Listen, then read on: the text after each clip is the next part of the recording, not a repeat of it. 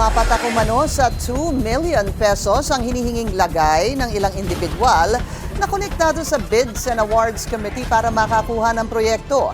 Ayon sa complainant, sangkot dito mismo ang ilang opisyal ng gobyerno. Narito ang agenda report ni Joash Malimban. Pinaiimbestigahan ni John Chong ng Anti-Corruption Group na Task Force Kasanag ang ilang opisyal ng National Irrigation Administration at ilang private corporations, kabilang na si NIA Administrator Eddie Guillen sa Office of the Ombudsman. Sa isang reklamong inihain kahapon, sinabi ni Chong na nakatanggap umano ng impormasyon ng kanilang grupo na sangkot ang administrator at si Bids and Awards Committee Chairman Robert Sugitan sa aniyay arranged bidding. Ani Chong, aabot umano sa 2 billion pesos ang halaga ng mga kontratang kasama sa kanilang inihaing reklamo. Based to the evidence na na-secured natin, alleged na mayroong silang pinili na winnable na contractors at alleged na na-arrange. So why you should tell the people that this is public bidding if kayo lang naman dyan?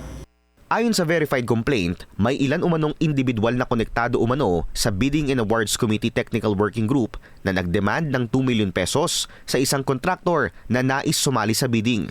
Kaugnay umano yan ng proyektong construction of San Felipe Earthfill Dam and its appurtenant structures na matatagpuan sa Ilocos Region. Ayon daw sa bidder, clearly conveyed umano na kung hindi sila magbibigay ng 2 milyong piso ay i-disqualify umano sila mula sa bidding. Ganito raw ang naging resulta kahit na nasa higit 1 milyong piso na lang ang kanilang isinumiting bid.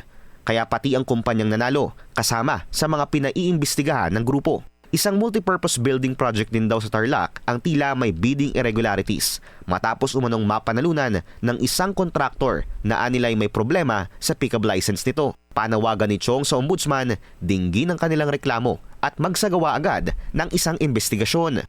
Ginawa natin ng review, matagal-tagal din.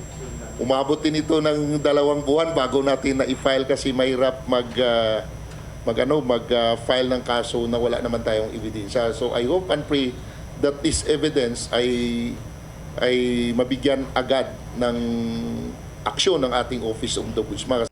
Una nang lumabas sa mga ulat na pagmamayari ng pamilya ni NIA Administrator Guillen ang ilang construction companies na na-awardan umano ng government projects sa NIA at Department of Public Works and Highways. Una na ring iniulat ng Billionaire News Channel ang ilang proyekto ng mga kumpanyang ito na tila naiiwang nakatiwangwang matapos umanong maubusan ng pondo. Sinusubukan pa ng Billionaire News Channel na kunin ang panig ni Administrator Guillen pero wala pa siyang tugon sa aming mga mensahe. Para sa agenda, Joash Malimban, Billionaire News Channel. Mag-follow sa aming mga social media accounts at mag-subscribe sa aming YouTube channel para sa pinakahuli at eksklusibong mga balita.